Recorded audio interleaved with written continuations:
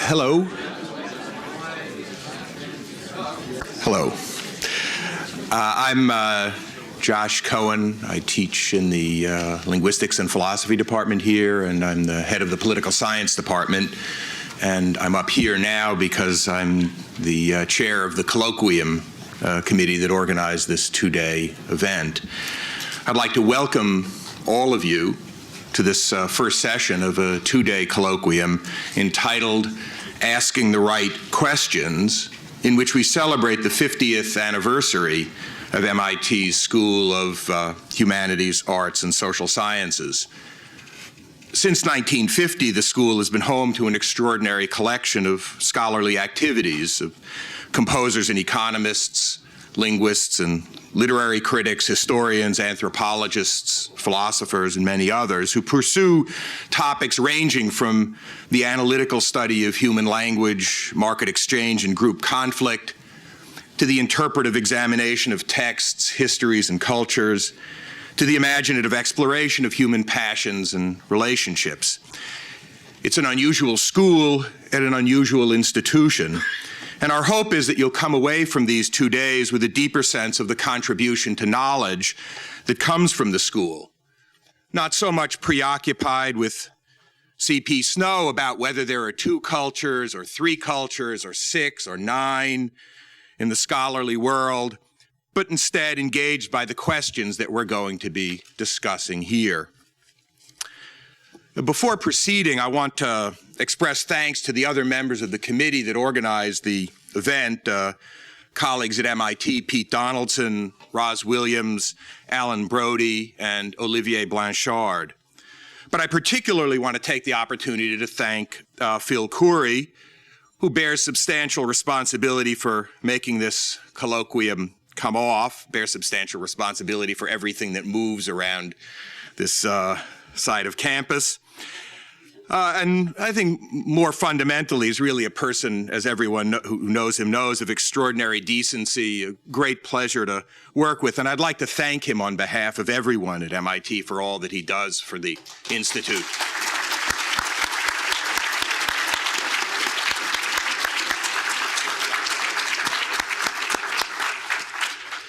All that he does at the Institute, including, if I may say, until about 11 o'clock this morning, sending me instructions about what I should be saying now.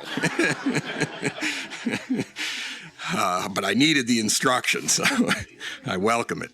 So this two-day colloquium is one of 4 parts of the 50th anniversary celebration. A second part is an exhibition which opened last month in MIT's Compton Gallery in Building 10, called a 50-year reflection on the humanities, arts, and social sciences at MIT. As I say, it opened last month. It's going to continue until the end of January, but it will be open this weekend, special hours, and the Nobel Prize medals will be on display. But don't get any bright ideas. There's an MIT officer who's going to be guarding the medals. Another part of the 4-part event are some concerts tonight at Kresge, beginning at the Kresge Oval at 7:15 with a performance directed by Evan Zaporin, and then in Kresge Auditorium at 8, a concert with performances by the MIT Wind Ensemble, the Chamber Music Society, Festival Jazz Ensemble, Symphony Orchestra, and Concert Choir. And that concert will celebrate, among other things, the arts at MIT and the addition of the arts to our masthead, as in School of Humanities, Arts, and Social Sciences. And then the final event is a dinner tomorrow night at the Boston Museum of Fine Arts. Now, as to the colloquium itself, beginning about 1.5 years ago, Phil Khoury organized a series of discussions about how we might celebrate our 50th anniversary. And a consensus emerged through those discussions that the right way to do this was not so much to applaud past efforts or celebrate past achievements, but instead to have an event in which we do what we do when we do it well. That is, to think, talk, and argue about large themes of real human importance. Time and world permitting, everyone in the school would have a chance to discuss his or her work, but Andrew Marvell was right. both time and world are in unhappily scarce supply. So we decided to focus on 4 large themes that have been persistent foci of attention of humanists, artists, and social scientists over the 50-year life of the school. So we have 4 topics, each defined by a broad question. And I'll just state the questions, say who's going to be speaking to them, and leave to the panels themselves and the chairs of the panels the introduction of the themes in more detail and the introduction of the speaker. So this session, what do we know about human nature? We'll go from 1:15 to 3 or so with Noam Chomsky, Steve Pinker, and Hillary Putnam. Then after a short break at 3:30, we start again with the topic, how do artists tell their stories? With 3 artists who tell stories in different media, composer John Harbison, novelist Anita Desai, and poet Louise Glick. Then tomorrow at 9:30, how do history and memory shape each other, with John Dower, Pauline Mayer, and Dame Gillian Beer. And we finish tomorrow at 1 o'clock with the question, is capitalism good for democracy, with Suzanne Berger, Bob Solow, and Ken Arrow. And I want to take this opportunity to thank all the participants on all the sessions, but particularly Hillary, was my teacher in graduate school, Gillian Beer, Ken Arrow, and Louise Glick for joining us on this special occasion.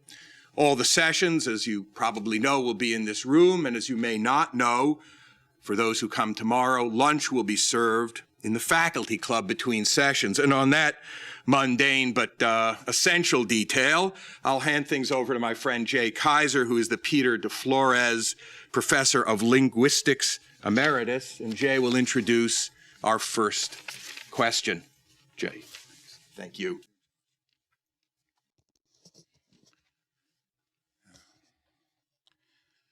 Welcome to the School of Humanities, Arts, and Social Sciences version of the 3 tenors.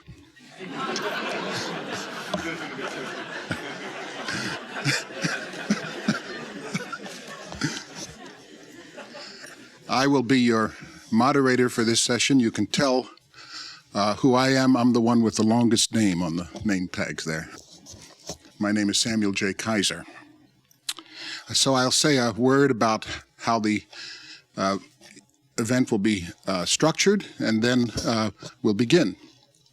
So what I'll do is introduce each speaker, and they'll speak in the order Steve Pinker, and then Hillary Putnam, and then Noam Chomsky. Each speaker will speak for about 20 minutes, and then we'll take questions from all of you. And as Josh says, we should go up to about 3 o'clock. Okay, so I thought I might try to lay out a kind of a context for the discussion. In 1958, as a graduate student in linguistics at Yale, I was taught that the study of language was the study of finite corpora. The job of the linguist was to choose a language, collect a finite, if large, corpus of that language, and describe it. I remember that one of my old mentors, Bernard Bloch, used to refer to that exercise as collecting your 40 notebooks of Choctaw and then describing it. 3 years later, I came to MIT. Here I learned something radically different. Language is a process of free creation, and I'm quoting, "Its laws and principles are fixed, but the manner in which the principles of generation are used is free and infinitely varied," end of quote. The quotation is from Noam Chomsky, and the import is that language, an important, perhaps the most important aspect of human nature, is quintessentially infinite creativity within a finite set of boundaries. Now, this point of view, often glimpsed in the 19th century by critics such as Wilhelm von Humboldt or Samuel Taylor Coleridge and Friedrich von Schlegel, was elevated to the level of a science at MIT in the middle of this century. Creativity within fixed boundaries goes beyond Homo sapiens. It is a reflection of a fundamental property of life. Unity, i.e. fixed boundaries, within diversity, i.e. creativity, are two sides of the same coin. The 450 different species of birds that live on the shores of Lake Baringo in Kenya are nonetheless cut from the same cloth. The thousands of varieties of flowers are, in a sense, a single flower. The faces of humankind, as varied as they seem to be, are nonetheless variations on a single face. The thousands of natural languages in the world are at some level the same language. From the perspective of unity and diversity, then, nothing could be more natural than language.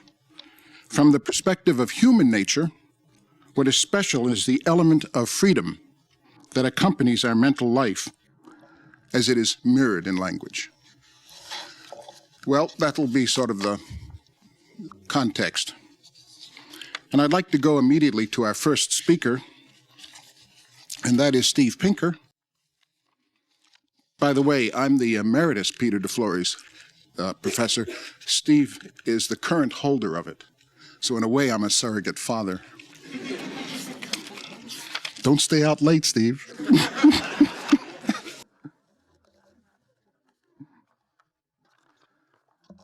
It's a bit frightening to think that I've known Noam and Hillary longer than our first panelist has been alive. I guess that's the kind of thing you have to expect when you celebrate 50 years of anything.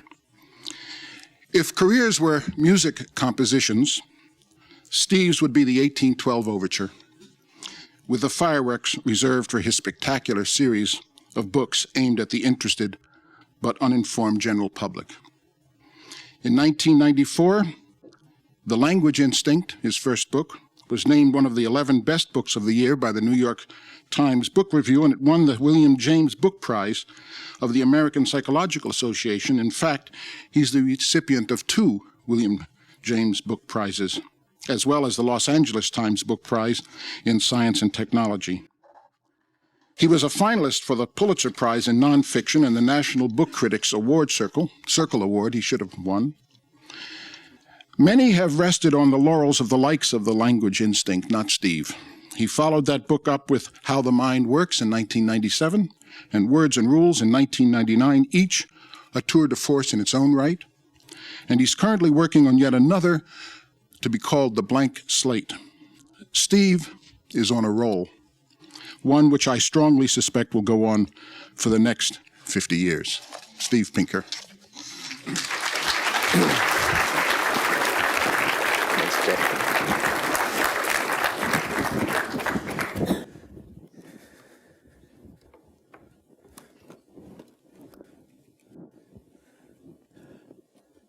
Thank you very much, Jay. Thank you, Josh. And thank you, Phil, and all of you for coming. The topic of this afternoon's symposium is, of course, of perennial importance because everyone has a theory of human nature. Everyone has to predict how other people will react to their surroundings, and that means that we all depend on theories, explicit or implicit, on what makes people tick.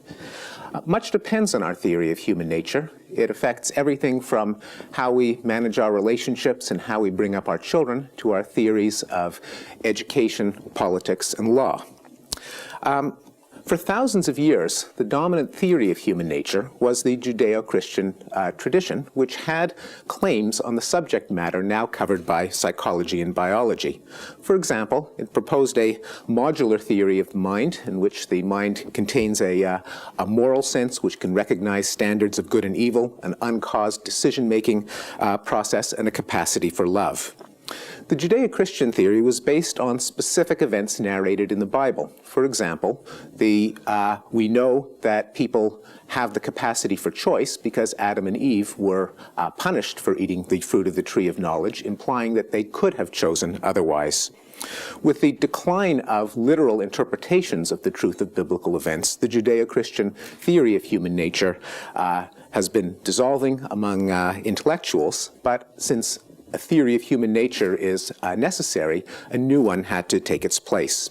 I'm going to suggest that the standard secular theory of human nature that's been with us until recently is composed of three doctrines, each associated with a modern philosopher. I should hasten to add that I'm going to be using these philosophers really as hooks for the ideas, and it should go without saying that their actual bodies of thought are far more sophisticated than the sound bites that I'll present you today.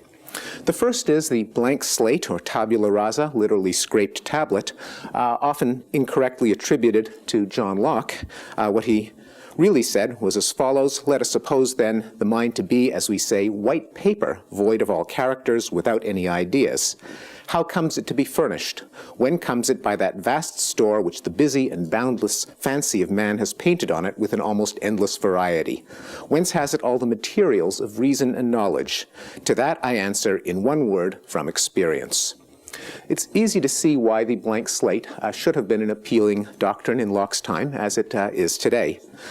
Dogmas such as the divine right of kings are not self-evident truths, but have to be justified by experiences that minds can share. If ideas come from experience, then differences of opinion come from different experiences, not from defective minds, and therefore, at least in the conventional interpretation of Locke, it gives us grounds for tolerating differences of opinion. If all of us are blank slates, this undermines the notion that the royalty and aristocracy have some innate advantage and suitability to rule, and conversely, it undermines slavery by saying that slaves are not innately inferior or subservient. The blank slate has had an enormous impact on contemporary intellectual life. Psychology, for much of the century, has devoted itself to the study of the simple mechanisms of association that Locke first described. The social sciences have invoked culture and socialization as the primary explanatory constructs. And I'm going to give you an example of how the idea has penetrated into another famous 20th century philosopher. I think of a child's mind as a blank book. During the first years of his life, much will be written on the pages. The quality of that writing will affect his life profoundly. Who said that? Walt Disney. Now, the second doctrine was first introduced in the following verse by John Dryden in The Conquest of Granada.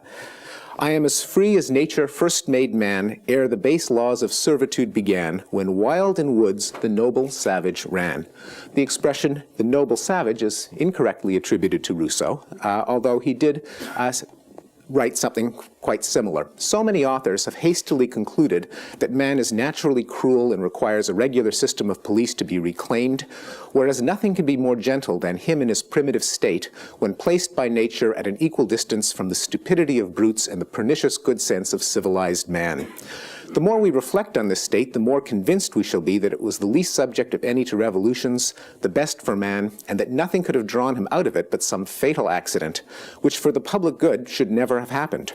The example of the savages, most of whom have been found in this condition, seems to confirm that mankind was formed ever to remain in it, that this condition is the real youth of the world, and that all ulterior improvements have been so many steps in appearance towards the perfection of individuals, but in fact towards the decrepitness of the species. It's easy to see the appeal of the doctrine of the noble savage, that we are innately good and that our social institutions cause us to do wrong. There's no need for the domineering Leviathan that Hobbes, Rousseau's foil in that passage, proposed. If we're nasty, our best hope is an uneasy truce, whereas if we're essentially noble, a happy society is our birthright, a cheerier thought. Children, in a sense, are born savages, so if the savage in us is nasty, then child-rearing is an arena of discipline and conflict, whereas if the savage is noble, child-rearing consists of providing children with opportunities to develop their potential. Finally, it'd be nice to think that evil is the product of a corrupt society rather than a dark side that's insufficiently tamed. The noble savage, like the blank slate, has a remarkable degree of penetration in our unspoken theory of human nature.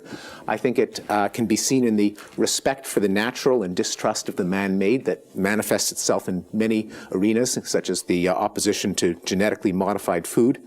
The unfashionability of authoritarian styles of child-rearing, and the understanding of social problems as repairable defects in our institutions, something that virtually all of us share, as opposed to an older view that they're part of the inherent tragedy of the human condition. The third doctrine is commonly linked with Descartes, the notion of mind-body dualism. And again, I will give you a soundbite that doesn't do real justice to his body of thought. When I consider the mind, that is to say, myself inasmuch as I am only a thinking being, I cannot distinguish in myself any parts, but apprehend myself to be clearly one and entire. The faculties of willing, feeling, conceiving, etc. cannot be properly speaking said to be its parts, for it is one and the same mind which employs itself in willing and in feeling and in understanding. But it is quite otherwise with corporeal or extended objects, for there is not one of them imaginable by me, which my mind cannot easily divide into parts. This would be sufficient to teach me that the mind or soul of man is entirely different from the body. The ghost in the machine is the abusive term for this doctrine introduced by Gilbert Ryle 50 years ago. And it's easy to see why the notion that we are suffused with some non-mechanical spirit should be appealing. Machines are, such as the body is composed of, are insensate, built to be used and disposable. Humans are sentient, possessing of dignity and rights, and infinitely precious. Machines have some workaday purpose, like grinding corn or sharpening pencils. Humans have a higher purpose: love, worship, good works, knowledge, beauty, and so on. Machines follow the laws of physics. Behavior is freely chosen. With choice comes optimism about our possibilities for the future and the ability to hold others accountable for their actions. Finally, given the doctrine of the ghost in the machine, the mind can survive the death of the body, an idea whose appeal should be all too obvious. Again, I think this is a doctrine that pervades our common sense theories of human nature. We see it in the fact that freedom, choice, dignity, responsibility, and rights are commonly seen as incompatible with a biological view of the mind. We see it in the common use of determinism and reductionism as boo words, as words that no one ever really explains what they mean by them, but everyone knows that they're bad. And in everyday thinking and speech, you often see speculation about brain transplants. In reality, they would be body transplants, because as Dan Dennett pointed out, the brain transplant is the one transplant operation where it's better to be the donor than the recipient. And we see it in everyday language, as when we refer to John's body or even John's brain, which presupposes some entity that owns the brain and yet is somehow distinct from it. I think over the last 50 years, there have been a number of threats to each of these doctrines, and in the rest of my remarks, I'd like to indicate what they are and how we might deal with them. The foremost, I think, is the Chomskyan revolution in linguistics and cognitive science, where Noam, in the 1950s, first proposed that quite contrary to the doctrine of the blank slate, every normal child is fitted with a language faculty, a language acquisition device, which is necessary for the learning of languages to take place. No learning without innate learning algorithms. And in the rest of cognitive science, there have been parallel proposals for learning circuitry, which must be there in order for learning to happen. In developmental psychology, my colleague Elizabeth Spelke and others have shown that infants in the crib have a remarkable degree of cognitive and psychological faculties operating just about as soon as their brain has developed. In behavioral genetics, the study of adoptees and twins, there's evidence that about half the variation in intellectual skills and in personality traits can be tied to differences in the genes. And evolutionary psychology has documented an astonishing list of traits that are universal across the world's 6,000 cultures. Just as Noam has proposed a universal grammar, the anthropologist Donald Brown, influenced by Chomsky, has proposed a universal people, a set of traits that includes everything from logical operators in language to arranging of hair for aesthetic reasons to sexual and child-rearing practices. And primatology has shown that our hairy cousins have a number of psychological abilities, such as a concept of number and many emotions and facial expressions, despite their lacking culture and socialization processes as we see in people. The noble savage, I think, has also been threatened. Behavioral genetics has shown that many of the nasty traits that we find in people, such as antagonism, a lack of conscience, a tendency towards violent crime, and psychopathy, are partly heritable. Neuroscience has identified brain mechanisms associated with aggression, as well as brain mechanisms that inhibit it. And evolutionary psychology and anthropology have documented that conflict is as universal in the human species as it is in the rest of the natural world. This is my one graph of data. It shows the percentage of male deaths due to warfare in a variety of hunter-gatherer and hunter-horticultural societies, indicated in red, mostly in the Amazon and in the New Guinea highlands. For comparison, the blue bar at the bottom shows the same statistic, percentage of male deaths due to warfare in the US and Europe in the 20th century, including the statistics of the 2 world wars. So, so much for Rousseau. And I think the ghost in the machine has also come under threat. Cognitive science is based on the computational theory of mind, a theory I think first most clearly articulated by Hillary Putnam in a famous 1960 paper, although Hillary has is now one of the severest critics of that original approach. Nonetheless, I think it's still the dominant approach in cognitive science, and it tries to explain the airy, immaterial processes of thinking and feeling in terms of the mechanical notion of computation, that beliefs are a kind of information, thinking is a kind of computation, and the emotions are a kind of feedback and control mechanism. In neuroscience, also the ghost has been under assault. Francis Crick wrote a book called The Astonishing Hypothesis, alluding to the discovery that all aspects of thinking, feeling, and perception, as far as we can tell, can be linked to the physiological activity of the tissues of the brain. Now, these threats to the 3 secular doctrines have not been met with equanimity, and there have been hostile reactions to these developments of the last 50 years from both the left and the right. From the academic left, there have been accusations of racism, sexism, and Nazism of people who are clearly none of those for espousing refutations of the 3 doctrines. Just as one nostalgic example, here's a poster from the mid-1980s. Come and hear Edward O. Wilson, sociobiologist and the prophet of right-wing patriarchy. And as you see, the bottom of the slide says, "Bring noisemakers." Nice touch. The religious and cultural right have been just as outraged, with accusations of amorality and spiritual bankruptcy. Here's a quote from the Weekly Standard, which I think is typical of the right-wing press's reaction to the new sciences of human nature. But evolution, cognitive science, and neuroscience are sure to give you the creeps, because whether a behavior is moral, whether it signifies virtue, is a judgment that the new science and materialism in general cannot make. In contrast, the Judeo-Christian view says that human beings are persons from the start, endowed with a soul, created by God and infinitely precious. This is the common understanding the new science means to undo. Why the fear and loathing? Why these intemperate reactions, and how might they be addressed by people who are legitimately concerned with the human values they're taken to threaten? I think the fears can be reduced to 3 main ones. The first is the fear that if the mind has innate structure, then different races, sexes, or individuals could be biologically different. Blank is blank. If we're all blank slates, we are by definition identical. If something is written on the slate, different things could be written on different slates, and that would condone discrimination and oppression. The responses to this are, first of all, that as the political scientist James Flynn wrote, the truth cannot be racist or sexist, that regardless of what the facts turn out to be on average differences among subsets of people, for those who are interested in studying that sort of thing, that does not impact on the ethical and moral decision of how we ought to treat people.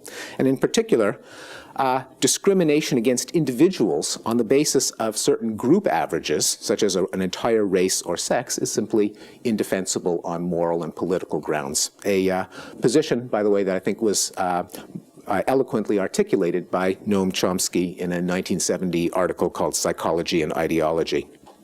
The second fear is that if unpleasant traits are innate, aggression, xenophobia, sexism, race, rape, harassment, and so on, that would make them, first of all, natural and therefore good, or else be unchangeable. I think there are responses to this, that first of all, the first part is a non sequitur. Is does not imply ought, as the philosopher G.E. Moore pointed out 100 years ago, and conversely, ought does not imply is, even if it would be nice to think that people are basically noble savages, the niceness and pleasantness of that thought is not enough to make it true. Also, the human mind is complex with many parts, and even if there were ignoble motives, it doesn't mean that we're condemned to ignoble behavior, because those motives are not the only contents of the mind. With a complex multi-part mind, ignoble motives can be counteracted by other motives and thoughts, such as an innate moral sense, or a cognitive recognition of the mutual benefits that come about through cooperation. And indeed, only by understanding our darker side can we hope to control it by trying to pit the more noble motives against the ignoble ones. Finally, there's the fear that if behavior is caused by a person's biology, he can't be held responsible for it, as in the excuse, "I can't help it, honey, I'm just following an imperative to spread my genes." I think the response for that is, first of all, an ancient one, that explanation is not the same as exculpation. That, or as the saying goes, to understand is not to forgive. It can't be true that when we understand what makes people tick, that we can no longer set up contingencies of moral evaluation, of reward and praise and condemnation that would, in the future, affect that kind of behavior. Also, bogus defenses for bad behavior are, in the 20th century, ironically more likely to be cultural than biological. We've had the abuse excuse that was used to exonerate the Menendez brothers in their first trial, the pornography made me do it defense used by clever lawyers of rapists and harassers, and the black rage syndrome that William Kunstler was prepared to use to defend Colin Ferguson, the Long Island Railroad gunman. But my favorite example is the song by the Jets in West Side Story that I'm sure you all remember. According to the Sondheim lyrics, the Jets sang, "Dear kindly Sergeant Krupke, you gotta understand, it's just our bringing up key that gets us out of hand. Our mothers all are junkies, our fathers all are drunks. Golly, Moses, naturally we're punks." So, in conclusion, I think the religious theory of human nature was replaced within 100 years ago and more by the doctrines of the blank slate, the noble savage, and the ghost in the machine. This theory is being challenged by the cognitive revolution and the revolutions in neuroscience, genetics, and evolution. It's seen as a threat to deeply held values, but I would argue that that threat is more apparent than real. On the contrary, I think the taking human nature into account can help us clarify these values. Specifically, it's a bad idea to say that discrimination is wrong just because the traits of all humans are identical. It's a bad idea to say that war, violence, rape, and greed are wrong because humans are not naturally inclined to them. And it's a bad idea to say that people are responsible for their actions just because the causes of those actions are mysterious. They're bad ideas because they imply either that scholars must be prepared to fudge their data for a higher moral purpose, or we must all be prepared to relinquish our values. And I would argue that that is one choice that I hope we don't have to make. Thank you very much.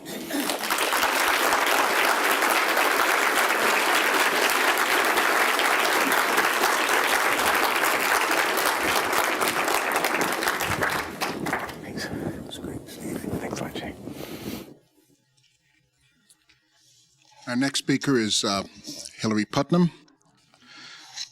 I first met Hillary when I came to MIT in 1961. It was his first of 5 years on the MIT faculty before moving on to Harvard, where he's been ever since. In a review of Hillary's recent book, The Threefold Chord, Mind, Body, and World, his fellow philosopher, Simon Blackburn, says, quote, "Hillary Putnam is one of the most distinguished living philosophers whose brilliant and fertile writings now span half a century. His range is enormous. It is difficult to think of an aspect of philosophy that he has not touched, from formal logic to the philosophy of religion, from quantum theory to ethics. He has been constantly at the center of debates in the philosophy of mind and language, where positions that he was the first to articulate have become landmarks in the field," end quote.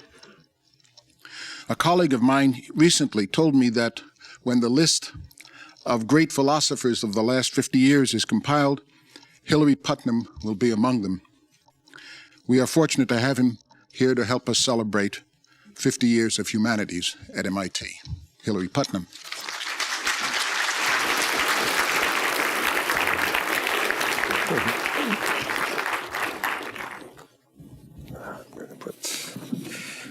Let me put these here.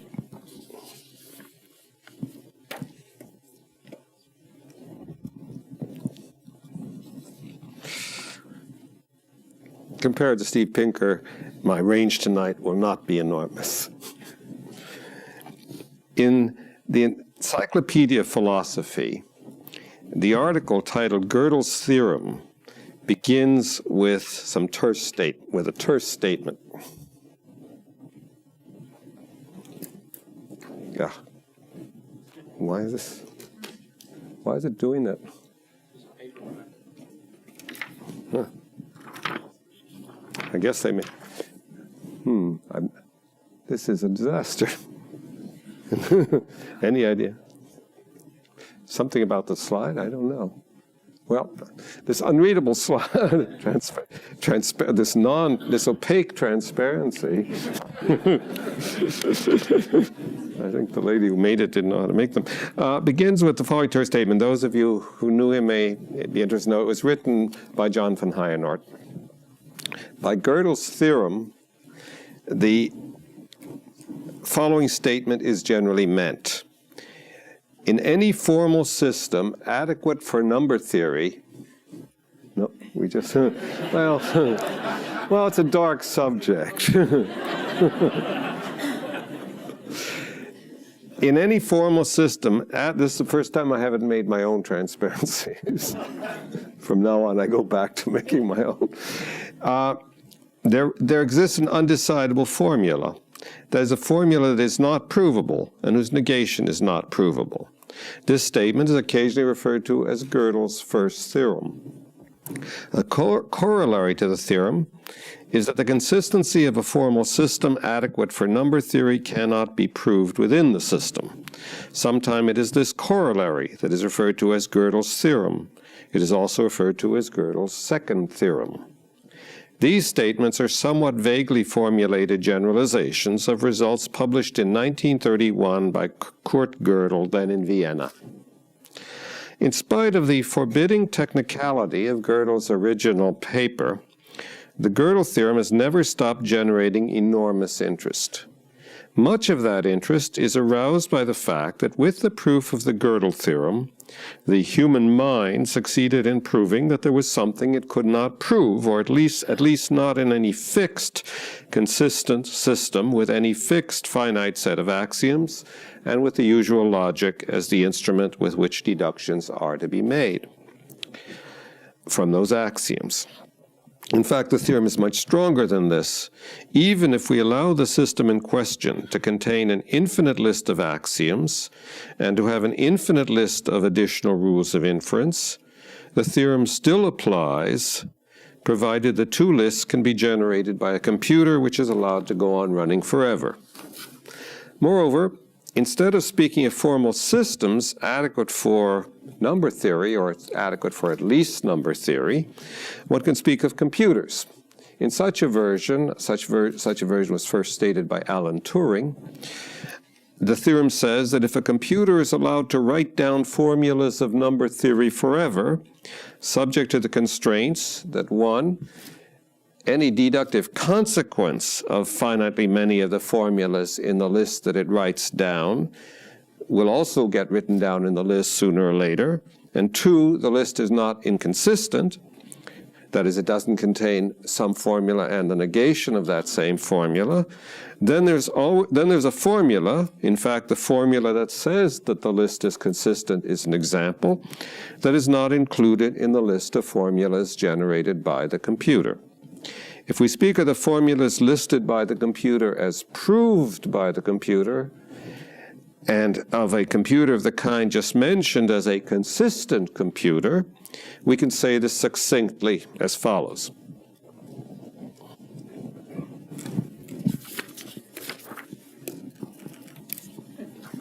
Yeah, this will be another one.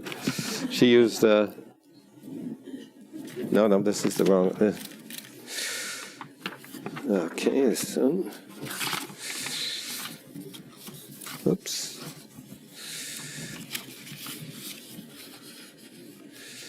Oh, I guess I did. Did I? Oh, yes, it was at the bottom of the page. Yes, the bottom of the same page. That's right. There is a procedure by which, given any consistent computer, a human mathematician can write down a formula of number theory that the computer cannot prove. Of course, those who draw remarkable conclusions from this don't mention, you could also say there's a procedure by which, given any consistent computer, a computer can write down a formula of number theory that the computer cannot prove.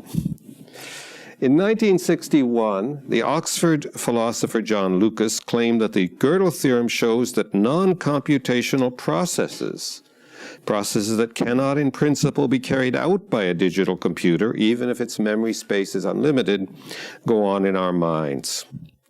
He concluded that our minds cannot be identical with our brains or with any material system, since assuming standard physics, the latter cannot carry out non-computational processes. Actually, that's not actually known, by the way, but I won't jump up and down on that. And hence that our minds are immaterial. More recently, Roger Penrose used a similar but more elaborate argument to claim that we need to make fundamental changes in the way we view both the mind and the physical world. Penrose too claims that the Gödel theorem shows that non-computational processes must go on in the human mind. But instead of positing an immaterial soul for them to go on in, he concludes that these non-computational processes must be physical processes in the brain.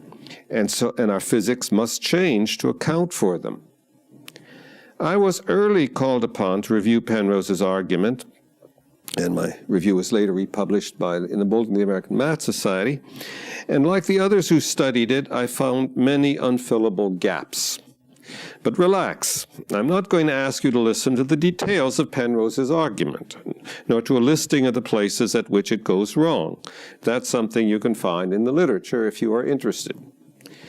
The fact is that Penrose himself seems to recognize that there are gaps in his argument, even though at the beginning he promises a, quotes, clear and simple proof, unquotes. And in the end, he offers a series of arguments which are not mathematical at all, but philosophical. The philosophical arguments that Penrose throws in to plug the gap in his mathematical reasoning are numerous, and they're not sharply set out, but the heart of his reasoning seems to go as follows. Let us suppose that the brain of an ideally competent mathematician can be represented by a consistent computer, or a consistent computer program, a program which generates all and only correct and convincing proofs. The statement that the program is consistent is not one that the program generates by Gödel's theorem. So if an ideal human mathematician could prove that statement, we would have a contradiction. This part of Penrose's reasoning is uncontroversially correct. It is possible, however, that the program, remember this program is supposed to reproduce the competence of an ideal human mathematician. It's possible, however, that this supposed program is too long to be consciously apprehended at all, as long as the Boston telephone book, or even orders of magnitude longer. In that case, Penrose asks, how could evolution have produced such a program? It would have to have evolved in parts, and there would be no evolutionary advantage to the parts.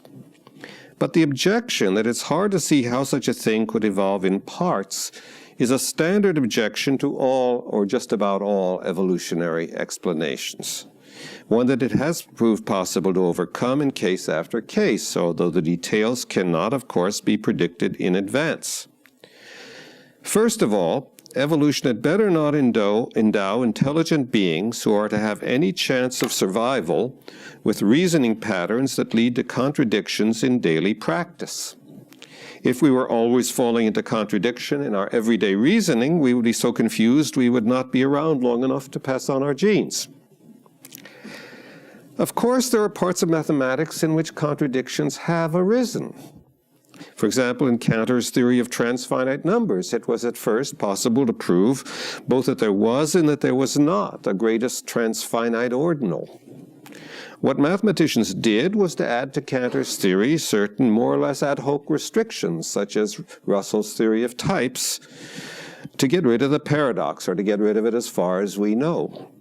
In short, everyday mathematical reasoning is consistent. It wouldn't have arisen if it wasn't. And when recherche mathematics turns out to contain contradictions, we simply troubleshoot it. In fact, even before Cantor, we had to troubleshoot the definitions of continuity, limits, etc. in the calculus. The consistency of mathematics, to the extent that it is consistent, is not such a miracle. I think I know Penrose's response to this argument. In fact, he has a website in which he gives responses to my criticisms and those of others.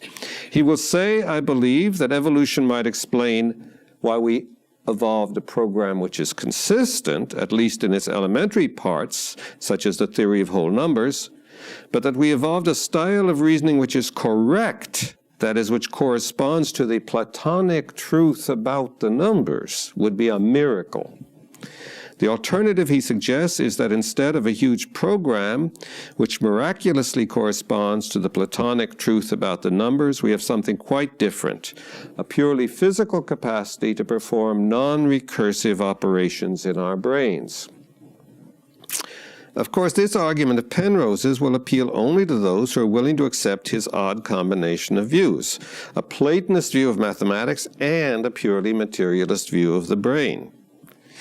What his argument ignores is the fact that the correct interpretation of our mathematical concepts depends on the use we make of them. Evolution might indeed have programmed us with a different formal system, but to imagine that we had been endowed by evolution with a radically different system is the same as imagining that we had been endowed with a disposition to develop different concepts. It's not as if the meanings of our words were fixed prior to what we do with them, and evolution had the task of endowing us with a program for using words with those antecedently fixed meanings. Evolution just has to enable us, just has to give us a program which will enable us to succeed in our lives. If we do, then our mathematical concepts will admit of some interpretation under which what we say is right. In fact, that follows from another theorem of Gödel's, the so-called Gödel completeness theorem.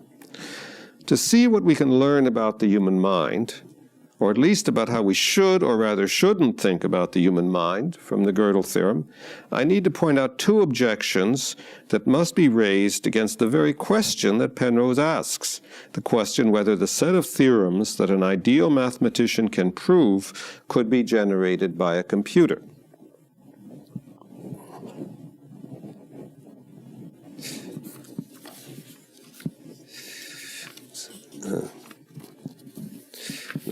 I don't have a slide to go with this.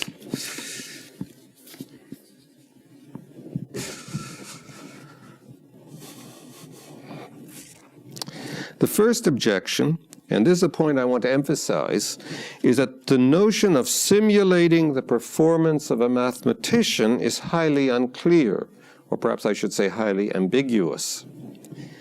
Perhaps the question whether it's possible to build a machine that behaves as a typical human mathematician behaves is a meaningful empirical question. Can you build a machine which passes a Turing test for being a mathematician? But a typical human mathematician makes mistakes.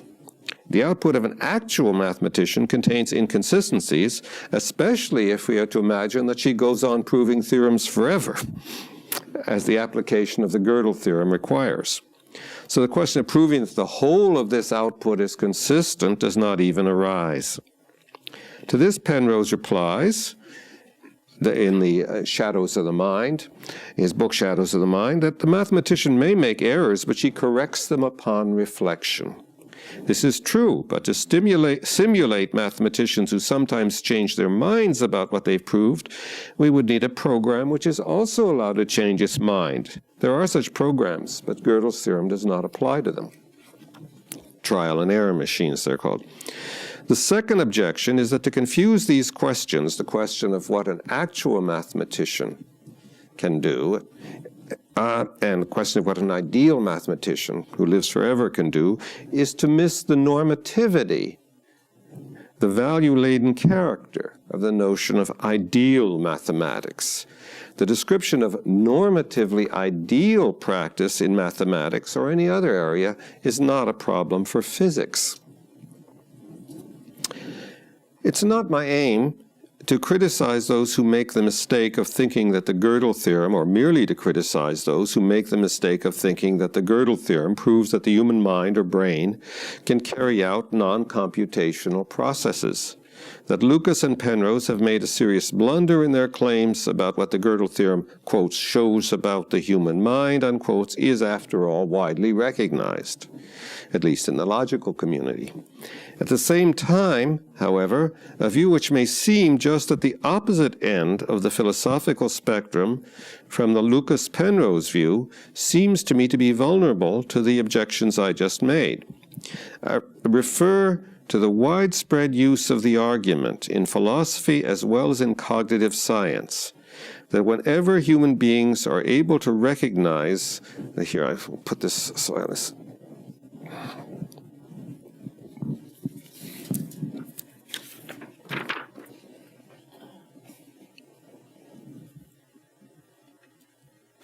I think she printed this out on a notebook insert or something instead of transparency paper. Okay, I refer to the, can one see it at all? Well, maybe when I read it. I refer to the widespread use of the following principle in philosophy as well as in cognitive science. Whenever human beings are able to recognize that a property applies to a sentence in a, quotes, potentially infinite, unquotes, i.e. a fantastically large set of cases, then there must be an algorithm in their brains that accounts for this, and the task of cognitive science must be to describe that algorithm. The case of mathematics shows that that cannot be a universal truth, and my criticism of Penrose can enable us to see why we shouldn't draw any mystical conclusions about either the mind or the brain from the fact that it isn't a universal truth. But first, a terribly important qualification, especially given who my fellow symposiists are. And Noam and I were undergraduates in the program in linguistics at the University of Pennsylvania together as far back as 1944. I have no doubt that human beings have the ability to employ recursions, another name for algorithms, both consciously and unconsciously, and that there are recognition abilities that cognitive science should explain, and in many cases does explain, by appealing to the notion of an algorithm. The magnificent contribution of Noam Chomsky in particular shows how our ability to recognize the property of grammaticality is explainable in this way. Why then do I say that the case of mathematics shows that it cannot be a universal truth, that whenever human beings are able to recognize that a property applies to a sentence in a potentially infinite, that is a fantastically large set of cases, there must be an algorithm in their brains that accounts for it.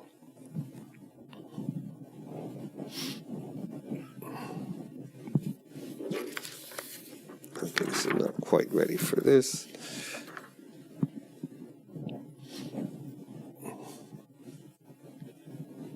Well, just as it is true that we can recognize grammaticality in a fantastically large set of cases, it is true that we can recognize being proved in a fantastically large set of cases. And the Gödel theorem does show, although, by the way, this requires a different argument from Penrose's, that if there is an algorithm that accounts for this ability, we're not going to be able to verify that there is. That is, the Gödel theorem does not show that our cognitive competence cannot be totally represented by a program, but it does show, at least if you extend the argument, and include not just our deductive competence, but our inductive competence, that if there is a program that simulates our ideal rationality, then it would be beyond our ideal rationality to recognize the program that does it as having that property. But I think it would be wrong, and this is a conclusion I pointed out in a paper called Reflexive Reflection some years ago. But I think it's wrong to just stop with that conclusion. It's wrong because talk about a potentially infinite set of cases only makes sense when there's an algorithm that we can verify. Why do I say this? Well, think for a minute about the mathematician that Penrose imagines he is talking about. If the mathematician could really recognize a potential infinity of theorems, then she would be able to recognize theorems of arbitrary finite length. That's what it means to be able to recognize a potential infinity of theorems. For example, theorems to be too long to be written down before all the stars are cooled down or sucked into black holes or whatever. But any adequate physics of the human brain, even the one proposed by Penrose, if it turned out to be right, will certainly entail that the brain will disintegrate long before it gets through trying to prove any such theorem. In real, actual fact, the set of theorems a physically possible human mathematician can prove is finite. Moreover, it's not really a set. This is why I think my little theorem about the unrecognizability of any algorithm that totally reproduced ideal human competence in a way doesn't engage the real issues, because it grants that there is such a thing as the set.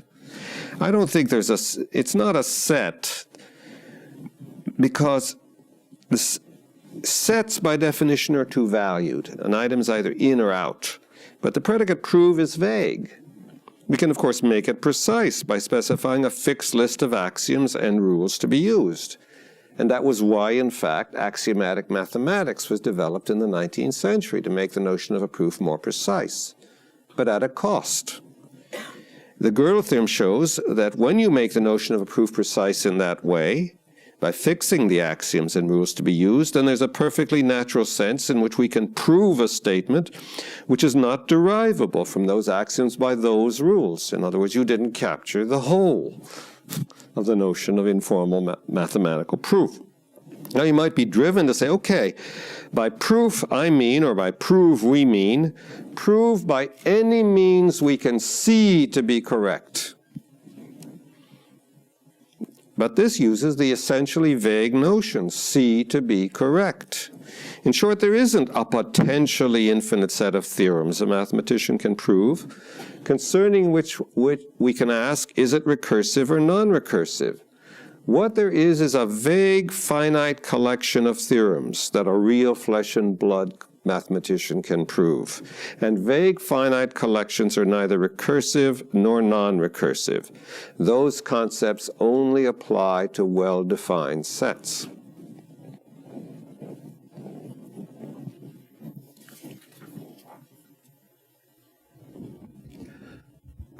Awful. But it may be objected, didn't Chomsky teach us that we can and should idealize language users by imagining that, like ideal computers, they can go on generating grammatical sentences forever, sentences of arbitrary length? Yes, he did. But the idealization he showed us how to make is only precise because it corresponds to a well-defined algorithm. If we take the question, what can an ideal mathematician prove to be a precise one, we must specify just how the mathematician's all too finite brain is to be idealized, just as Chomsky did. And if we do it by specifying an algorithm, then of course the result will be computational.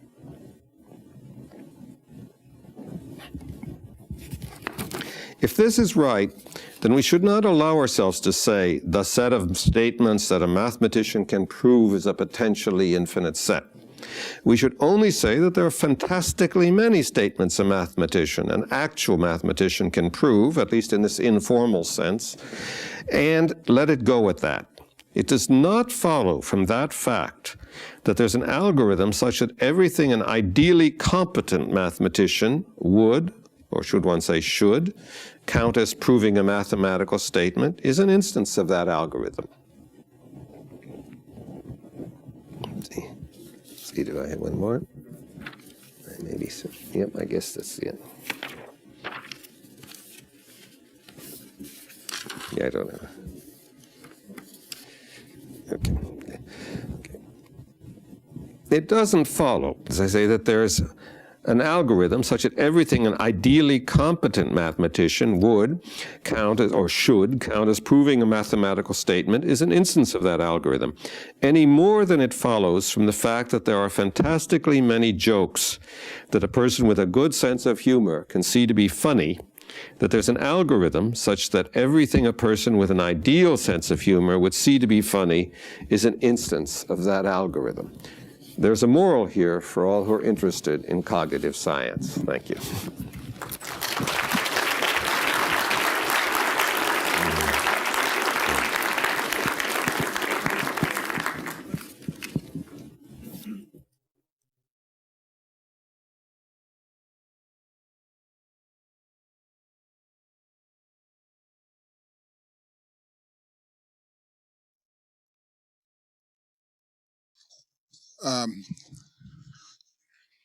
When I came to MIT 39 years ago, I had been invited to join a project under the auspices of Morris Halley and Noam Chomsky.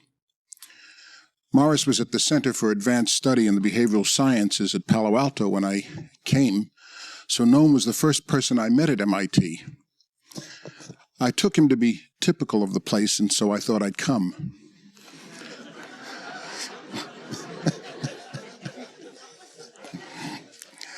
At the time, there was what Tom Kuhn would have called a paradigm shift in linguistics. The scholars under whom I had studied did things one way, and Noam did it another. The discussions were unusually heated and not without cause. If Noam was right, then much of the work being done in the field was not just wrong, which in science is no crime, but worse, it was useless. I remember walking along Vassar Street with Noam to a coffee shop on Mass Avenue where the Student Center now sits. I regret that many people in this audience can't have that memory in their heads. It was a wonderful shop front there, and there was a coffee house like the Balt in Princeton, and we used to go there, and it was a great place. I think WBUR had radio station there, and it all changed when there was a fire. Anyway, I was walking with Noam to that coffee shop, and I asked him what his opinion of the linguistic wars was. He said, graduate students have no vested interest. They will follow the most interesting questions. He was right, they did, and I was one of them. Later, Noam told me that in his opinion, success in linguistics was not a question of talent, but rather of character. Something which undoubtedly explains the differences in our two careers.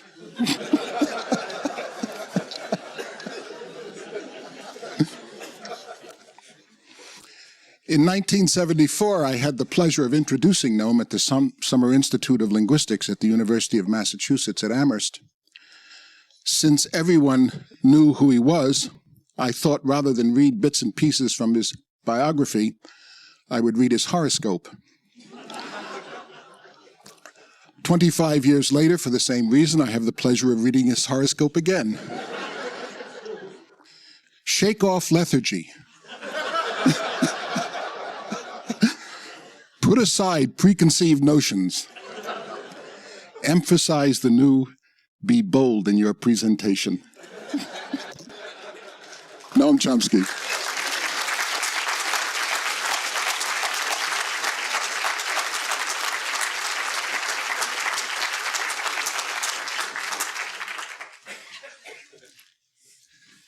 Well, I won't try to react to that. I do, however, have one advantage over Hillary. I'm not going to have any problems with my transparencies because I've managed to get through 50 years without having had any. And I have one advantage over Steve, and namely I'm not even going to try to answer the question that was posed, which makes life easier. Conclusions about human nature are likely to have large-scale human consequences, and therefore they have to be advanced with scrupulous care and with a recognition of how little is understood when we pass beyond fairly simple systems. That's true elsewhere in the organic world as well. I don't feel that the question that's raised for discussion can be answered with much confidence in the areas that are of greatest concern and significance for humans, at least not by me. So I'm going to keep to a few words about the questions rather than the answers, and how they've been conceived and the kinds of problems they raise when we do try to address them. Well, at a very general level, the question falls within a familiar pattern of inquiry in general biology. We're interested in determining what's sometimes called the norms of reaction, that is, the mapping of an environment into a phenotype which corresponds to a genetic constitution, particular genetic constitution. I happen to be paraphrasing a well-known evolutionary biologist, but the point is familiar. And we can understand human nature to be the norms of reaction of the species, abstracting away from variation, which is probably fair enough in the general study of humans, since variability seems to be fairly small, certainly relative to our understanding, but even relative to closely related species. Particularly informative in this quest is what has a phenomenon that's been called canalization by biologist C.H. Waddington some years ago. That's a process whereby the end state of development is relatively independent of environmental perturbations, so therefore heavily constrained by the genetic endowment and particularly informative about it. These ideas are actually reminiscent, closely reminiscent, I think, of traditional rationalist conceptions of the origin and nature of mental faculties. These efforts, 17th, 18th century, also concentrated on what appeared to be fixed and highly structured outcomes that were thought to vary little with experience, probably correctly, called common notions since the early 17th century. This whole perspective became influential in general human psychology in the 1950s.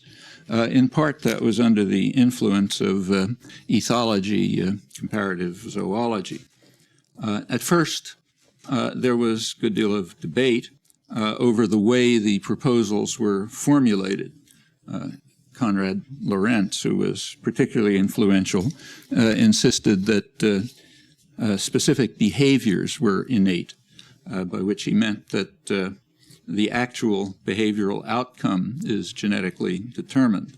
And as was quickly pointed out, that no one expects, no biological trait is expected to be a product of genetics, the genetic endowment alone, or trivially a product of the environment alone.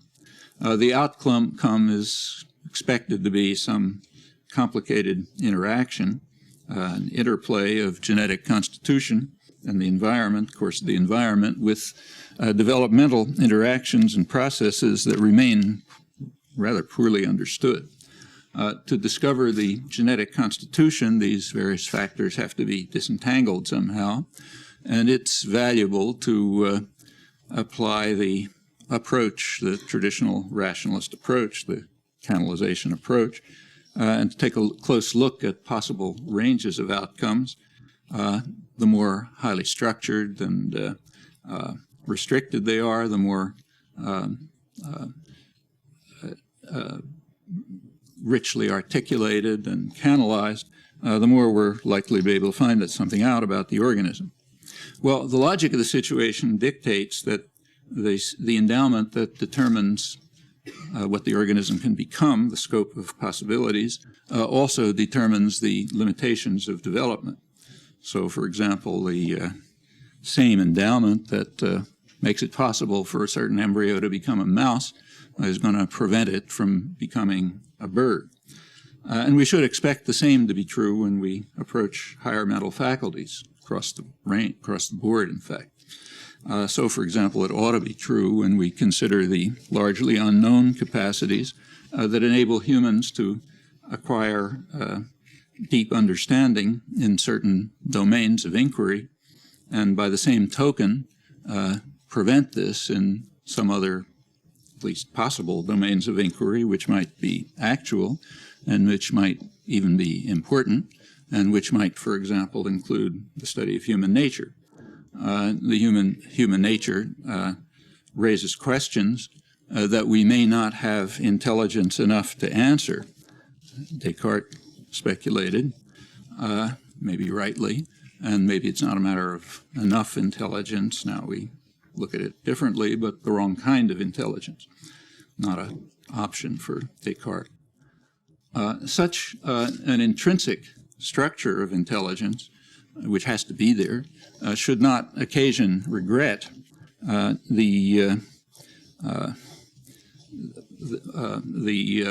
Throughout the biological world, the limitations follow from the very same endowment that makes possible rich end states, rich outcomes. So it should be an occasion for celebration that there are things we can't do, even if some of them turn out to be things we might like to do. Well, that's been the framework for the study of language for about the last half-century.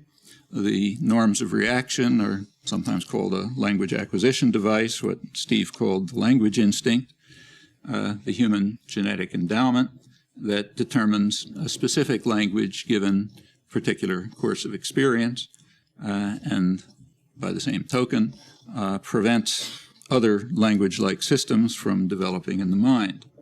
About these aspects of human nature, a fair amount is known, at least more or less understood, but I'm not going to talk about that.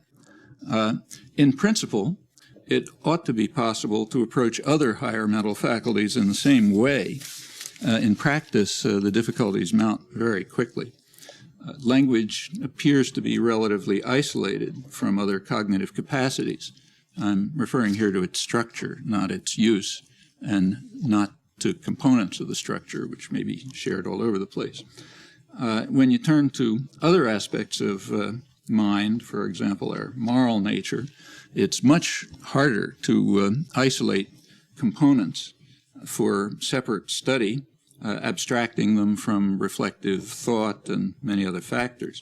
Nonetheless, the topics have been investigated in various ways. There have been illuminating thought experiments. There's been some experimental work with children. There's comparative studies of cross-cultural and even extending to other species.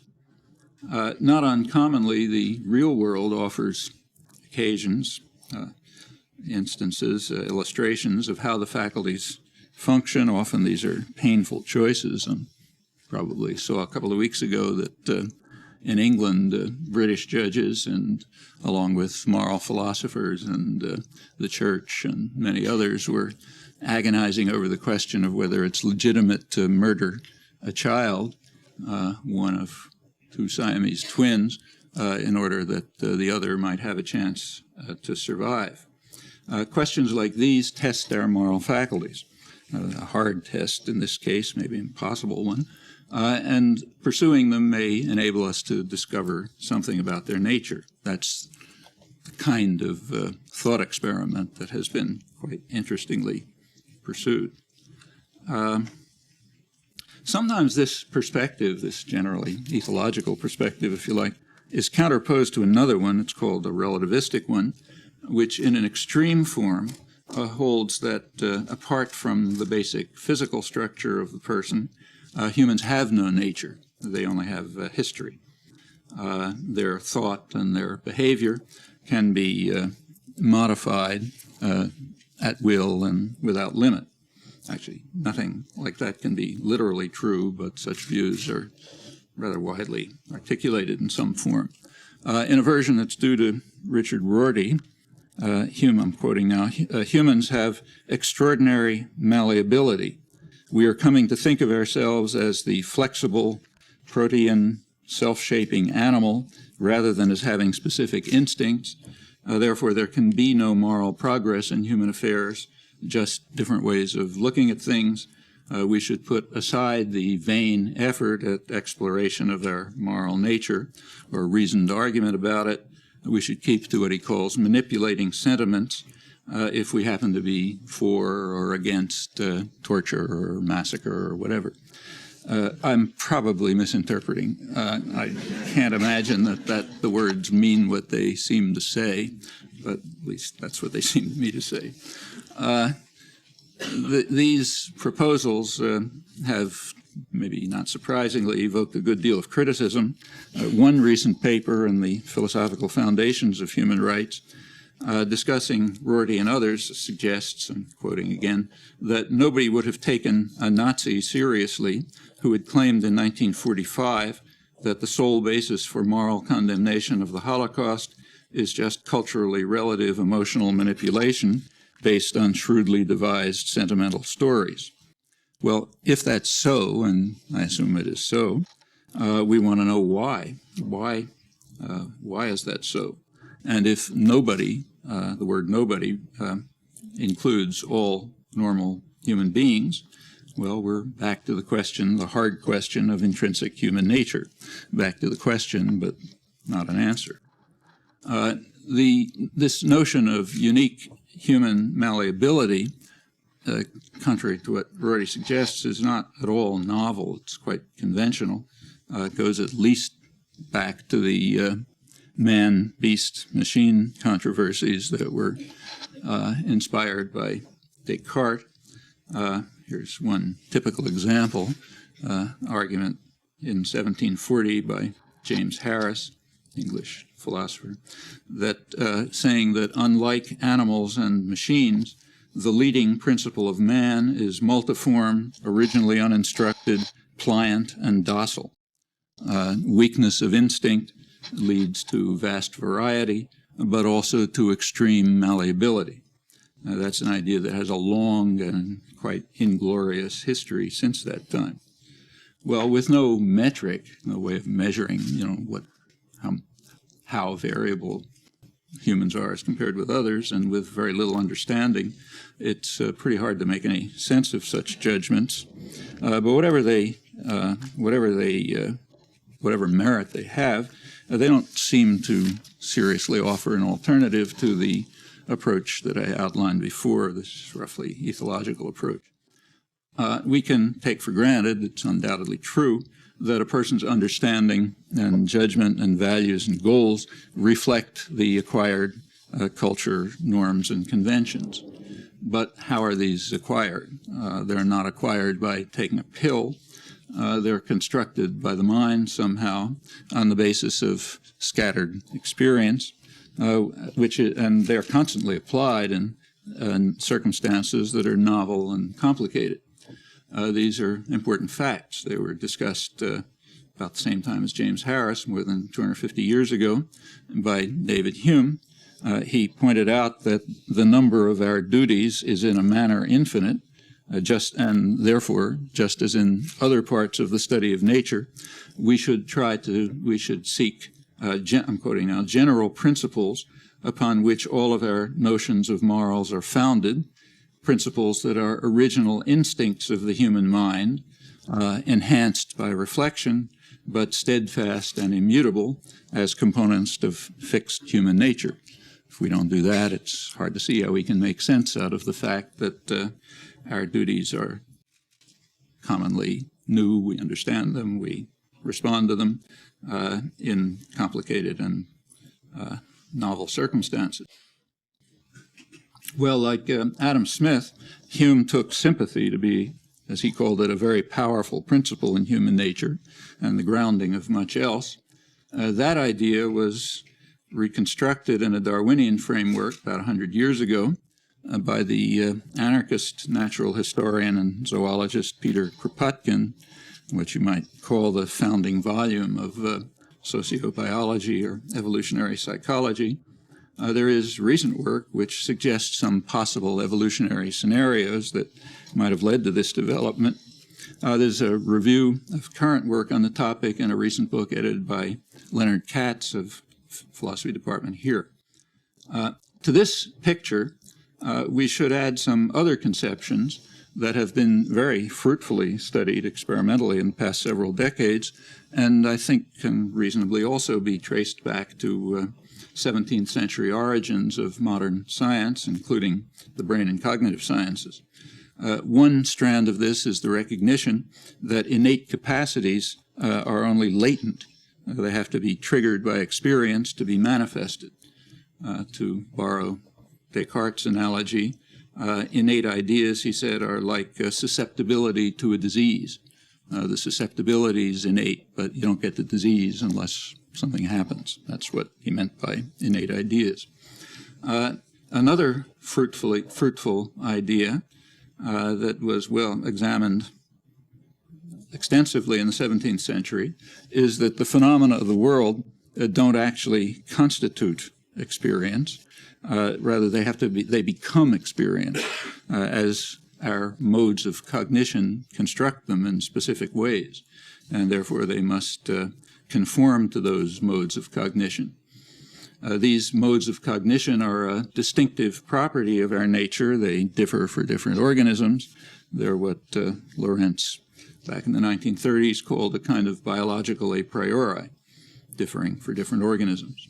And that's also true of the experience that's the basis for the rich mental constructions that we call cultures or norms or conventions.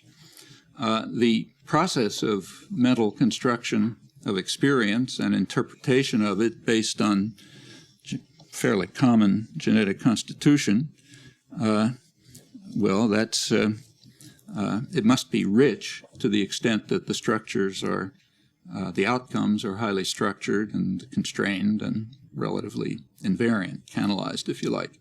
And that appears to be invariably the case when, at least anything we understand.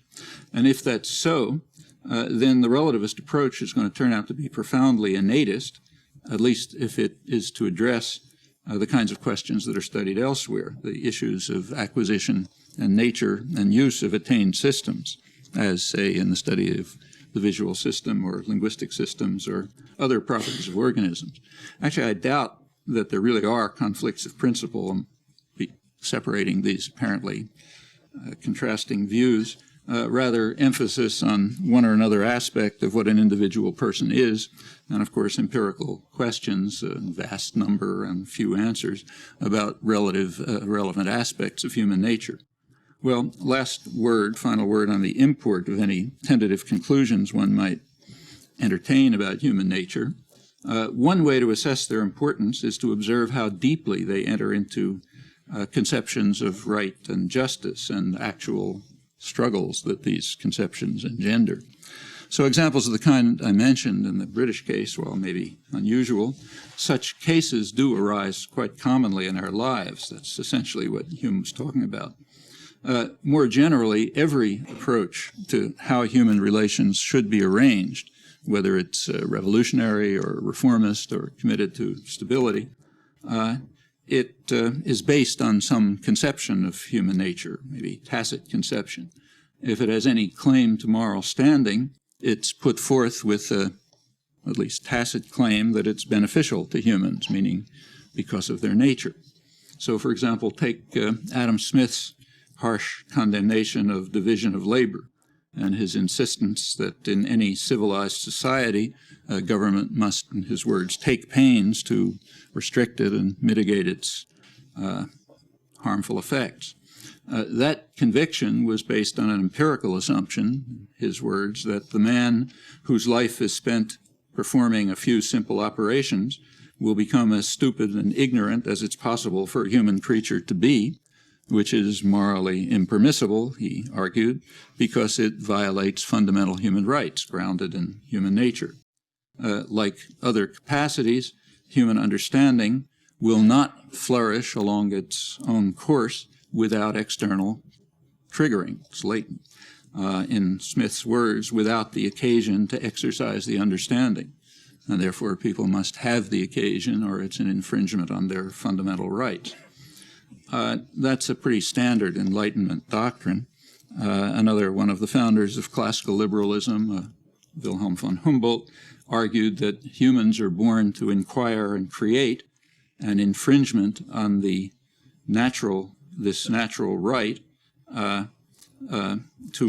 is unacceptable. An infringement on that right would prevent them from exercising those intrinsic capacities to the fullest extent possible, hence illegitimate.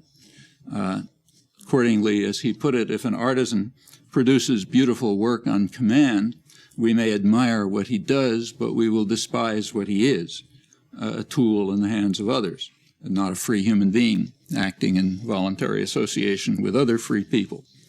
The strong popular resistance to the modern industrial system was inspired by similar conceptions.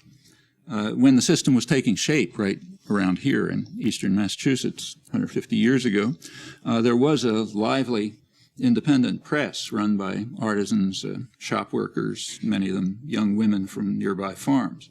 And it makes interesting reading today. They weren't borrowing from any, intellectual tradition. They were expressing themselves.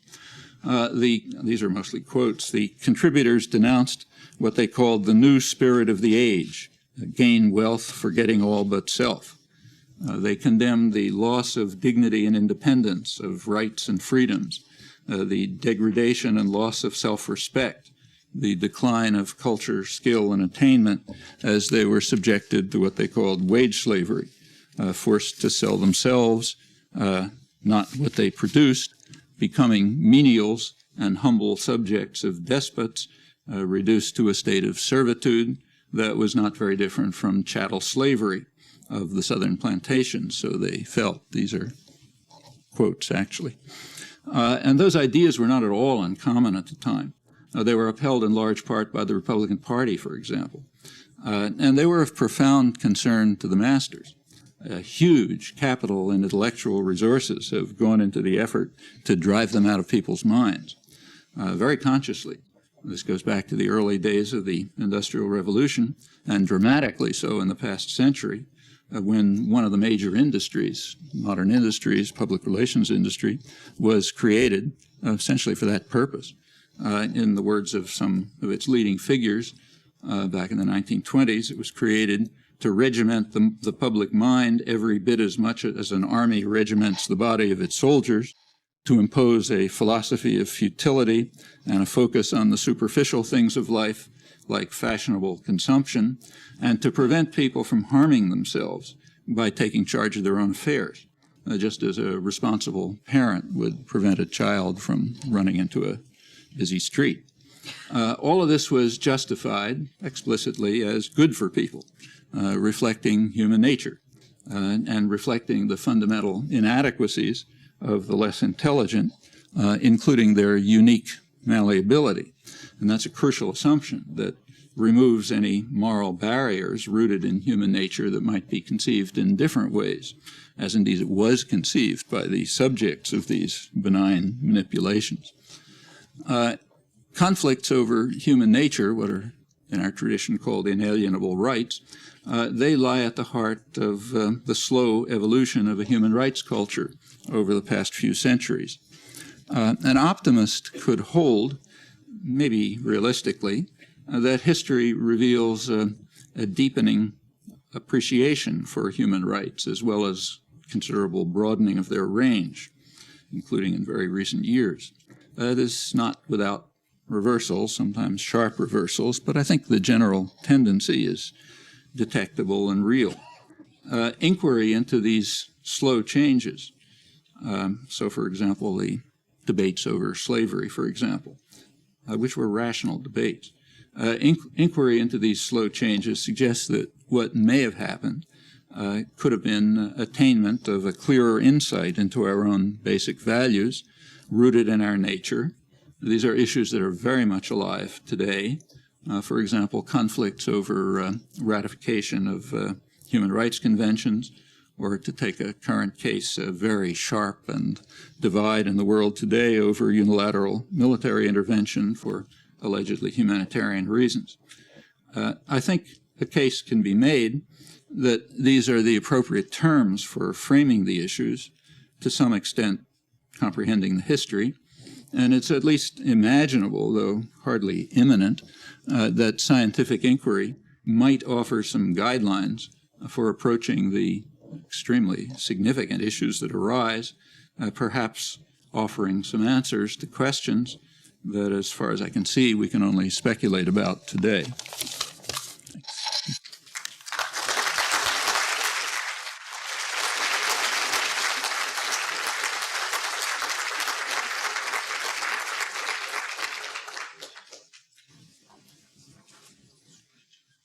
All right, so now we're open for questions, and if you have a question, please, maybe the best thing to do would be to stand up and speak loudly so that the entire audience can hear, and you can address it to the panel or to individuals on the panel. So, we have about 20 minutes. Claude. I have a question of Dr. Pinker, but also to the panel at large. Your principles derive from the Judeo-Christian theories of morality. The entire model seems to be relative to and derived from Western culture. Are there parallels in Eastern culture? Can you substitute Buddhism, for example, Zoroastrianism, Shintoism, and come up with a similar set of conclusions? I'm done. Yeah, the question is, are there parallel theories of human nature implicit in the other major religious traditions? There certainly are. I'm very far from an expert on them, but there's a wonderful book called 10 Theories of Human Nature by Leslie Stevenson, and I forget the co-author's name, of which I think six of them might belong to different religious traditions: Judeo-Christian, Buddhist, Confucianist, and so on. And then Marxism, psychoanalytic approach, ethological approach, and so on. But certainly, I think indeed every religion does have a theory of human nature embedded in it. Are they similar? Oh, there are some. The best I can say is that there are certainly some similarities, and the major proselytizing religions, I think, all have some notion of choice and a moral sense as part of human nature. They're not deterministic in the literal sense, because that would obviate the need for a religion to tell you what to do, to tell you how to exercise that choice.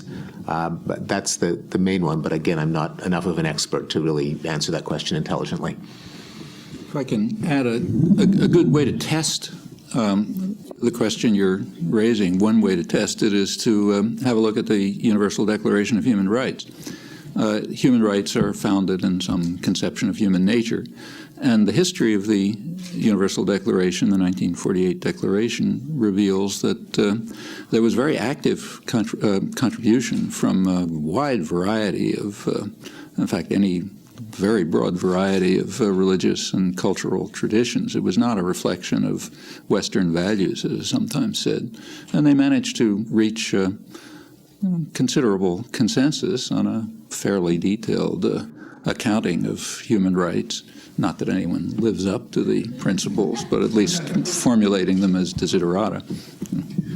Mention one other thing. There's certainly, whenever there's an articulation of what morality consists of, you get some version of a kind of golden rule ethics, that is interchangeability of the interests and rights of different individuals. I can't expect you to submit to something that I would refuse to submit to. And that indeed seems to have been rediscovered in a great many moral traditions. The philosopher Peter Singer, in his book The Expanding Circle, argues that, in fact, moral systems the world over tend to be quite alike, except for one parameter of variation, almost like the linguistic parameters that Noam introduced, and that is, what is the size of the circle of entities that you count as persons and whose interests you regard as interchangeable with one's own? And in fact, a very sort of simple but not, I think, oversimplified theory of the kind of moral progress that Noam alluded to is that the circle has gotten bigger and bigger, that it used to include basically your own village, and then it expanded to include the tribe and both sexes and all races and eventually all of humankind. And many current moral debates consist of whether we should expand the circle further to include, say, warm-blooded animals or animals in general, or species. Should species be treated like individuals with a right to exist and respect for their interests? But the psychology of how we evaluate the moral claims seems to be remarkably parallel, modulo this parameter of how big the circle is. I guess as a professional philosopher, I want to be annoying to Steve and say, I think the talk of a Judeo-Christian theory of human nature, I mean, nothing comes to mind. For example, he meant, well, there's a theory that human beings have a moral sense. Trying to think whether the whole Talmud, which certainly was the Jewish body of Jewish thought until the beginning of the 19th century, contains a single expression I would translate as moral sense. I don't think it does. There's nothing in Aristotle. Moral sense theory is an 18th century theory, a 17th, 18th century theory. Plays no role in Aquinas. If you move to the Greeks, the big change, I think, you can't translate moral sense into Aristotle's Greek because moral didn't have the same meaning. There is the word, moral is from Latin, and it's from mores, and that's a translation of the Greek ethics. But ethics did not, but ethical sense is not a term that would make the slightest sense to Aristotle. Where I think there is an interesting shift in the West, well, this is true of the East as well. For Aristotle, this ethics had to do both with how we should behave to others, and I agree with Steve. With the last thing Steve said is right. There are the universality of something like a golden rule principle does seem to be very strong, but for Aristotle, the tremendously important question was what human flourishing consists in. A question which is of great importance to Hume and Chomsky. Eudaimonia, sometimes translated as happiness in Aristotle, is really human flourishing. And the shift, and one effect of the religions coming, I think one bad effect, and I say this as a practicing Jew, but one bad effect of the rise of the victory of Christianity and Judaism and so on, is to suppress that question somewhat, because it was supposed to be obvious what human flourishing consists in, and to make ethics almost entirely synonymous with the question of what are your duties to others, to the point where it's often said Bentham said the notion of a duty to yourself is incoherent. And I think we need to keep in mind that I don't think any simple stereotype will summarize the ethical thinking of either the West or the East.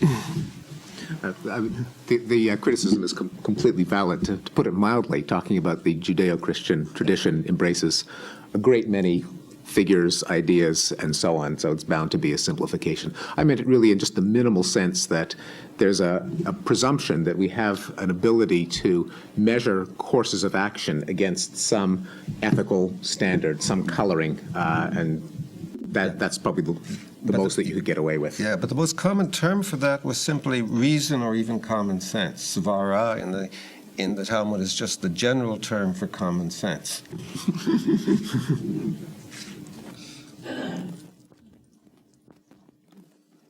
Yes. Andrew Levinson and Christy Keenan have microphones, so let's use those. My question is for the entire panel, but I guess mainly because I'm most familiar with Professor Chomsky's work.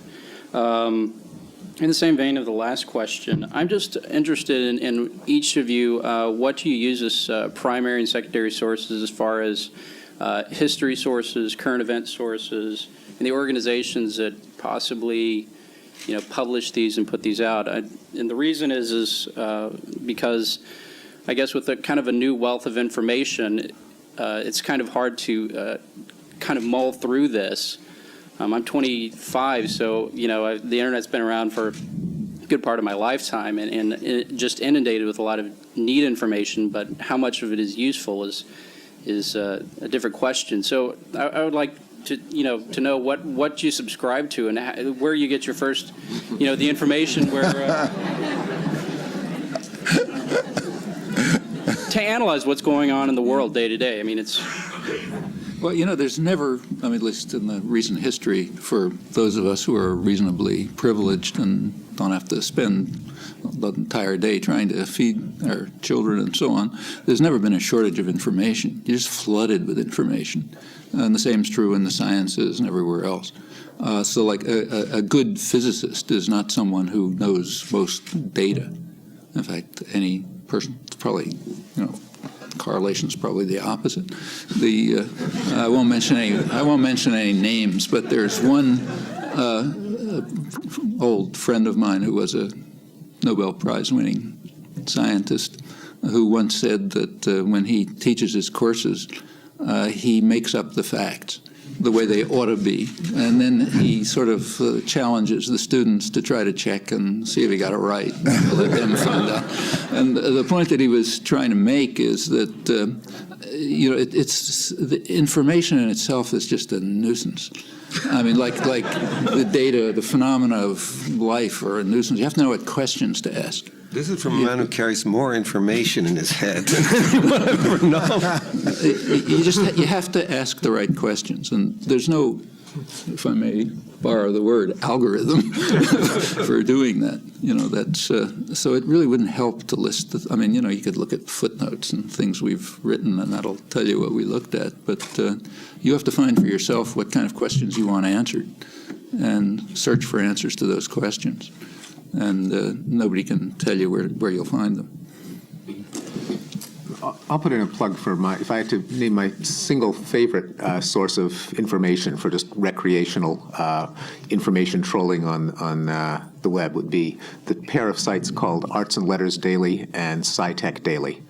aldaily.com, scitechdaily.com, both run by a wonderful man named Dennis Dutton, who lives in New Zealand. And it's basically pointers to the 3 most interesting stories every day, sampled from maybe 100 different journals, magazines, reviews, and so on. So those would be my 2 picks. I can't improve on Noam's answer at all. If you bring a good question to almost any data, you'll get a great deal more out of it. If, however, you go to Google on the net and put in Chomsky, you'll get 113,000 hits. Yes. Hang on, Christy will bring you a microphone.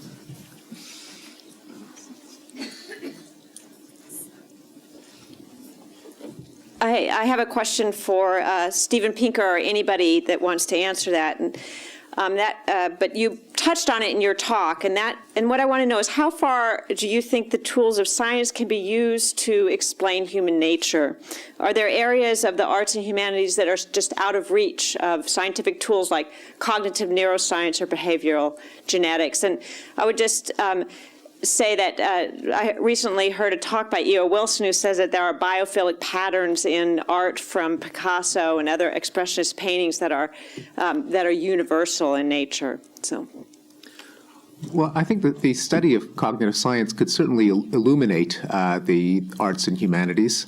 The plots of the world's great fiction are a fairly restricted number of themes of human conflict and human interest.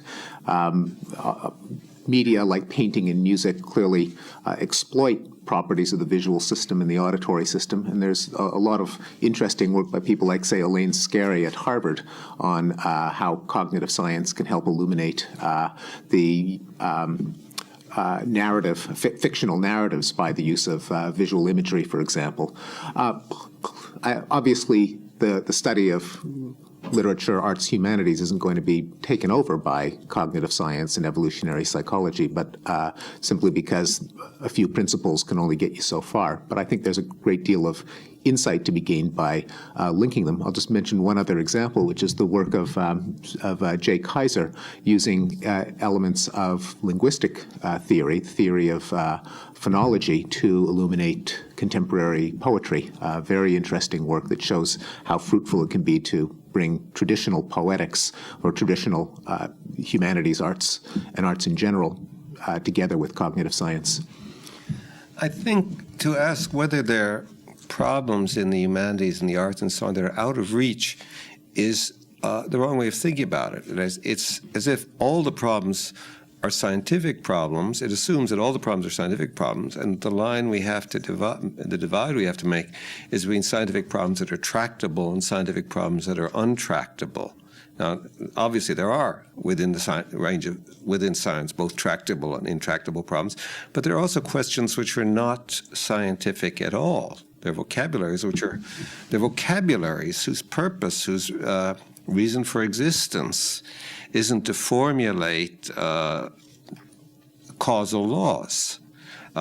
You mentioned that the term reductionism is vague, as Steve Pinker pointed out, but there's one kind of reductionism which is certainly a fallacy. The logician Frege, who is the founder of modern symbolic logic, referred to psychologism because he was thinking of one very narrow sort of reductionism. In his day, psychology really meant association of ideas and especially association of mental images, which is a very limited kind of psychology. But the point he was making, which is that the question of whether an inference is valid, right, whether something's really a proof, which is why I use this example, is a wholly different kind of question from the empirical question of what causal mechanisms of association or whatever went on in the mind or brain when the person gave that proof. And to confuse those two questions is to miss what I call the normativity of logic. I mean, I am a pluralist. I think we need many different language games, and no one of our language games can describe all of reality.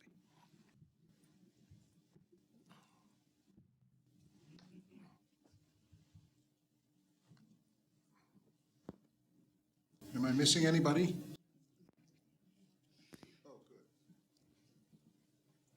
Yes, I'd like to ask somewhat of an obvious question that relates to the subject of this gathering, specifically about the point of having a humanities department in a technical institute like MIT.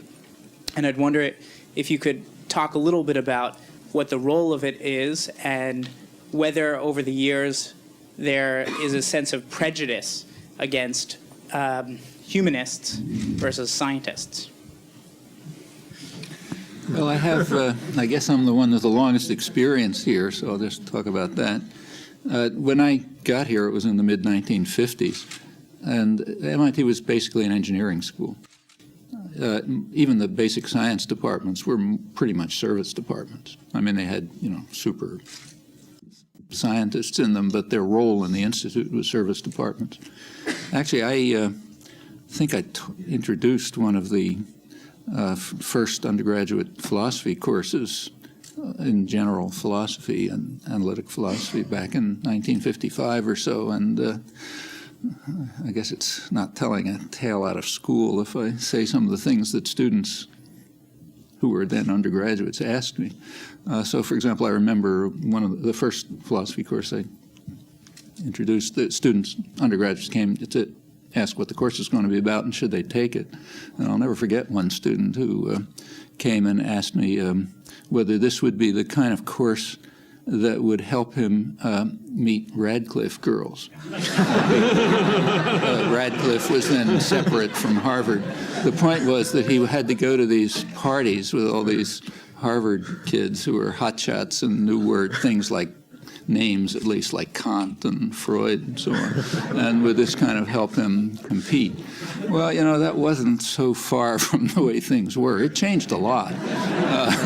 It changed a lot for a lot of reasons. I mean, one of the reasons it changed, I think, is because of a major reason was Sputnik. I've always had a sneaking suspicion that Sputnik was actually sent up by U.S. scientists.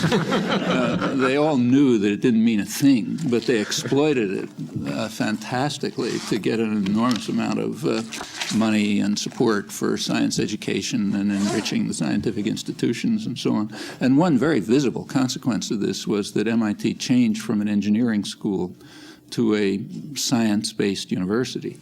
And as it became a science-based university, there was an increasing and a quite natural demand for enriching the humanities courses.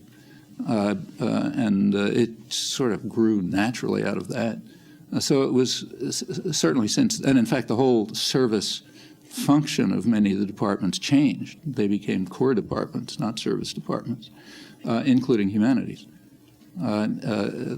Linguistics was the same. Just to tell you my own personal story, when I got here in the 1950s, actually I was in a laboratory, but I had to sort of pay my way in the humanities department, then the modern languages department. And the way we did that was by teaching cram courses for graduate students, mostly like civil engineers and others. In those days, there was a kind of crazy requirement that to get your PhD, you had to fake your way through language exams. And I stress fake your way because it was understood by everyone that you were going to be trained to learn how to fake your way through a particular exam, and they were never going to open an article in that field again. And that was done for a long time. Well, you know, that's what language and linguistics was at the time.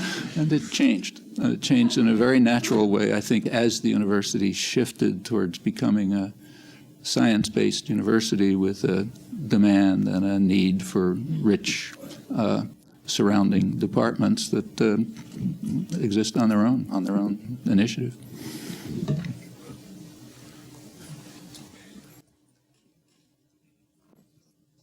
I think that's a terrific way to end the session, and I hope you'll all join me in thanking the panel for a terrific beginning to this celebration.